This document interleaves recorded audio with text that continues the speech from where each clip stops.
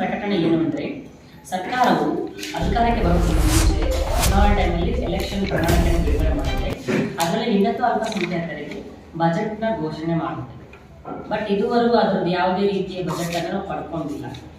So ಅದನ್ನ ನಾವು ನಮ್ಮ ಹಕ್ಕೊತ್ತಾಯ ಅಂತ ಇಟ್ಕೊಂಡು ನಮ್ಮ ಜೀವನೋಪಾಯಕ್ಕೆ ಏನು ಬೇಕು, ನಮ್ಮ ಹಕ್ಕೊತ್ತಾಯ ಏನಿದೆ ಅಂತ ನಾವು ಈ ಮಾಧ್ಯಮ ಪ್ರಕಟಣೆ ಮಾಡ್ತಾ ಇದ್ದೀವಿ.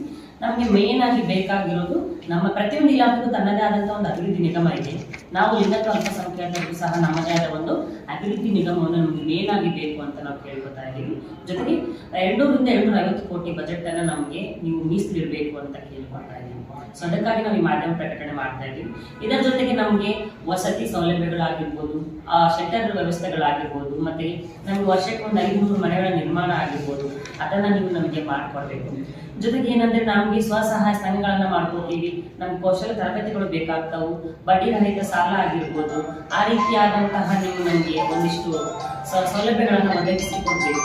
ಮತ್ತೆ ನಾವು ಇಷ್ಟು ದಿನ ನಾವು ಸಮುದಾಯದಲ್ಲಿ ನಮ್ಮದೇ ಆದಂತಹ ಪರ್ಸನಲ್ ಭಿಕ್ಷಾಟನೆಯನ್ನು ಮಾಡಿ ನಾವು ಏನ್ ಮಾಡ್ತೀವಿ, ಶಸ್ತ್ರಚಿಕಿತ್ಸೆಯನ್ನು ಮಾಡ್ಕೊತಾ ಇದ್ದೀವಿ. ಸೊ ಸರ್ಕಾರದ ಕಡೆಯಿಂದ ಅದು ಉಚಿತವಾಗಬೇಕು. ಮತ್ತೆ 6 ತಿಂಗಳ ಕಾಲ ನಮಗೆ ಬೆಡ್ ವ್ಯವಸ್ಥೆಯಲ್ಲಿ ನಮಗೆ ಬೇಕಾದಂತಹ ವ್ಯವಸ್ಥೆಯನ್ನು ನೀಡಬೇಕು. ಜೊತೆಗೆ 5,000 ರೂಪಾಯಿ ನಮಗೆ ಪಿಂಚಣಿಯನ್ನು ನೀಡಬೇಕು. ಮತ್ತೆ ಮಾಸಿಕವಾಗಿ ಇವಾಗ ಮೈತ್ರಿ ಯೋಜನೆ ಅಡಿಯಲ್ಲಿ ಬರೀ 1,200 ರೂಪಾಯಿ ಮಾತ್ರ ಕೊಡ್ತಾ ಇದ್ದಾರೆ. ಅದನ್ನ 2,000 ರೂಪಾಯಿಗೆ ನೀವು ಹೆಚ್ಚಿಗೆ ಮಾಡಬೇಕು. ಮತ್ತೆ ನಮ್ಮಲ್ಲಿ ಸಮುದಾಯದಲ್ಲಿ ನಮ್ಗೆ ಯಾರು ಹಿಂದೂ ಇರಲ್ಲ, ಮುಂದೂ ಇರಲ್ಲ. ಸೊ ನಮ್ಗೆ ವಯಸ್ಸಾದವ್ರ ಮುಂದೆ ಯಾರನ್ನ ಆಧಾರದಲ್ಲಿ ನಾವು ಬದುಕಬೇಕು. ನೀವೊಂದು ವೃದ್ಧಾಪ್ಯ ವೇತನ ಅಂತ ಕೊಟ್ಟರೆ 5,000ದವರೆಗೂ ಅದರಿಂದ ಅವರು ಜೀವನ ನಡೆಸ್ತಾರಂತ ಹೇಳಿ ನಾವು ಇಷ್ಟೆಲ್ಲ ಹಕ್ಕೊತ್ತಾಯ ಇಟ್ಕೊಂಡಿದ್ದೀವಿ. ಅದೇ ತರ ನಮ್ಗೆ ಕಾಂಪಿಟೇಟಿವ್ ಆಗಿ ಕೊಡ್ತಾರೆ. ಅದರಿಂದ ತರಬೇತಿಗಳನ್ನು ಕೊಟ್ಟು ನಮ್ಮನ್ನು ಫಿಮೇಲ್ ಕ್ಯಾಟಗರಿ ಒಳಗನೆ ನೋಡ್ಬೇಕು. ಉದ್ಯೋಗ ಅವಕಾಶಗಳನ್ನು ಸಮಾನತೆಯಿಂದನೇ ಕೊಡ್ಬೇಕು. ಯಾಕಂದ್ರೆ ಪುರುಷರೇ, ಹೆಣ್ಣು ಹೆಣ್ಣೆ. ಈ ಹೆಣ್ಣಿನ ಜಾಗಕ್ಕೆ ಪುರುಷರ ಕಾಂಪಿಟೇಟಿವ್ ಆಗಿ ಮಾಡೋದು ಆಗೋದಿಲ್ಲ. ಈಗ ಫಾರ್ ಎಕ್ಸಾಂಪಲ್ ಪೊಲೀಸ್ ಬಗ್ಗೆ ಕೊಟ್ಟೆ ಅಂತ ಅಂದ್ರೆ ಲೇಡೀಸ್ ಪೊಲೀಸ್ ಜೊತೆಗೆ ನಮ್ಗೆ ಕಾಂಪಿಟೇಟಿವ್ ಆಗಿ ನೋಡ್ಲಿಲ್ಲ. ಅವರು ಬಾಯ್ಸ್ ಜೊತೆಗೇನೆ ಏನೇ ಇರ್ಲಿ ನೀವು ಕಾಂಪಿಟೇಟಿವ್ ಮಾಡತ್ತೆ. ಯಾಕಂದ್ರೆ ಶಸ್ತ್ರಚಿಕಿತ್ಸೆಯ ಮೂಲಕ ದೇಹವನ್ನೇ ಸಮರ್ಪಣೆ ಮಾಡ್ಕೊಂಡಿರ್ತೀವಿ. ನಮ್ಗೆ ಅಷ್ಟೊಂದು ತಾಕತ್ ಅನ್ನೋದಿರೋದಿಲ್ಲ. ಹೆಣ್ಣಿಗೆ ಯಾವ ತರ ಸ್ಪಂದಿಸ್ತಲ್ಲ ಅದೇ ತರ ಇದು ಮಾಡ್ಲಿ. ನಾವು ಕೇಳ್ಕೊಳ್ತಿರೋದು ಗೌರ್ಮೆಂಟಿಗೆ ಬಜೆಟ್ ಮಂಡನೆ ಆಗಿದೆ. 200 ಕೋಟಿ ಅಂತ ಆಶ್ವಾಸನೆ ಕೊಟ್ಟಿದ್ದಾರೆ. ಊಟಕ್ಕೆ ಉಪ್ಪಿನಕಾಯಿ ಆಗಬಾರ್ದು.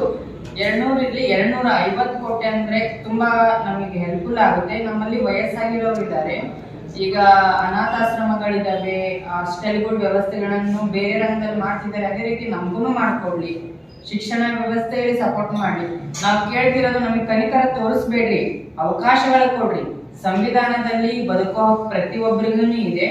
ನಾವು ಕೇಳ್ತಿರೋದು ಗೌರವದ ಬದುಕೊಂದು, ವಸತಿ ಒಂದು, ಶಿಕ್ಷಣ ಒಂದು, ಉದ್ಯೋಗ. ಇನ್ನು 4 ಕೊಟ್ಟೆ ಅಂತಂದ್ರೆ ನಾವು ಗೌರವಿತವಾಗಿ ಹೆಮ್ಮೆಯ ಬದುಕನ್ನು ಕಟ್ಕೊಳ್ಳೋಕೆ ಈ ಸರ್ಕಾರ ನೆರವು ಮಾಡ್ಕೊಡ್ಬೇಕಂತಂದು ಹೇಳ್ತಿದ್ದೀವಿ. ಹೆಚ್ಚಿನ ಮಟ್ಟದಲ್ಲಿ ಸ್ಪಂದಿಸಲಿಲ್ಲ ಅಂದ್ರೆ ತುಂಬಾ ಚಳವಳಿಗಳ ಮುಖಾಂತರ ನಾವು ಉತ್ತರ ಕೊಡ್ಬೇಕಾಗುತ್ತೆ. ಕೊಟ್ಟಿದ್ದೇವೆ ಸರ್, ತುಂಬಾ ಕೊಟ್ಟಿದ್ದೇವೆ. ನಾವಂದ್ರೆ first of all vote bank ಎಲ್ಲ ಅಂತ ಕನ್ಸಿಡರ್ ಮಾಡ್ಕೊತಾರೆ. ಈಗೀಗ ನಮ್ಮನ್ನು ಮೆಚ್ಚಿಕೊಂಡಿರೋ ಅಧಿಕಾರಿಗಳಿದ್ದಾರೆ. ನಮ್ಮ ಈ ಪ್ರೆಸ್ ಪ್ರಕಟಣೆ ಮುಖಾಂತರ ಮನವೊಲಿಸಬಹುದು ಅಂತ ನಮ್ಮ ಇದಿದೆ. ಕೊಟ್ಟಿದ್ದಾರೆ ಸರ್.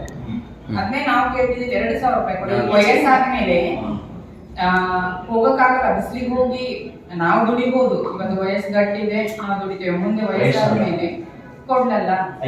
ಮಕ್ಳಿಗಂದ್ರೆ ಸ್ವಸಹಾಯ ಗುಂಪುಗಳಿದಾವೆ. ನಮ್ಗೆ ಯಾವುದೇ ಸ್ವಸಹಾಯ ಗುಂಪುಗಳಿಲ್ಲ.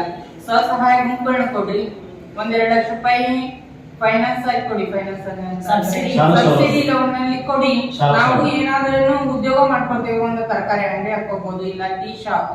ಅದರ್ವೈಸ್ ಏನಾದ್ರೂ ಹಾಕೊಂಡು ನಾವು ಬದುಕ್ತೇವಲ್ಲ. ಕರುಣೆ ತೋರ್ಬೇಡಿ, ಅವಕಾಶ ಕೊಡಿ. ಈಗ ಕೊಪ್ಪಳ ಮತ್ತು ಬಳ್ಳಾರಿ ಜಿಲ್ಲೆಯಲ್ಲಿ ಎಷ್ಟು ಜನ ಇರುವಂತದ್ದು? ಈಗ ನೀವು ಇಲ್ಲಿ ಆರ್ಗನೈಸೇಷನ್ ಇಲ್ಲೇ ಇರೋದಲ್ಲ? ಹಿಂದೆ ಅಂದ್ರೆ ತಾಂಡ ಸರ್ವೆ ಆಯ್ತು. ಅದಕ್ಕಿಂತ ಮುಂಚೆ 800 ಜನ ಅಂತ ಮೆನ್ಷನ್ ಮಾಡಿದ್ರು. ಬಟ್ ಸರ್ವೆ ಏನಾಯ್ತಪ್ಪ ಅಂದ್ರೆ 150 ಅಷ್ಟೇ ಆಗಿರೋದು. ಬಿಕಾಸ್ ನಮ್ಮಲ್ಲಿ ಹಿಡಾಗಿರ್ತಾರೆ ಜಾಸ್ತಿ, ಒಪ್ಕೊಂಡು ಹೊರಗಡೆ ಬರೋರು ಇರಲ್ಲ. ಸೊ ಹಂಗಾಗಿ ನಾವು ಬಂದಿರೋದೇ ಇವಾಗ ಯಾರು ಒಪ್ಕೊಂಡು ಬಂದಿದ್ದಾರೆ ಅವ್ರಿಗಾದ್ರೂ ನೀವು ಅವಕಾಶಗಳನ್ನ ಮಾಡಿಕೊಡಿ. ನಾವು ಯಾವುದೇ ರೀತಿ ದಯ ಮತ್ತೆ ಉಪಕಾರ ಕೊಡಿ ಅಂತ ಕೇಳ್ತಾ ಇಲ್ಲ. ಪ್ರತಿಯೊಬ್ಬರಿಗೂ ಸಂವಿಧಾನ ಪ್ರಜಾಪ್ರಭುತ್ವ ವ್ಯವಸ್ಥೆಯಲ್ಲಿ ಬದುಕೋಕಾಗ್ತಿದೆ. ನಾವು ಬದುಕ್ತೀವಿ ಅಂತ ಬಂದಿದ್ದೀವಿ, ನಮ್ಗೆ ಅವಕಾಶಗಳನ್ನ ಮಾಡಿಕೊಡಿ ಅಂತ ಕೇಳ್ತಾರೆ. ನಿರಂತರ ಸುದ್ದಿ ಹಾಗೂ ಮಾಹಿತಿಗಾಗಿ ನಮ್ಮ ಚಾನಲ್ ಲೈಕ್ ಮಾಡಿ ಮತ್ತು ಸಬ್ಸ್ಕ್ರೈಬ್ ಮಾಡಿ.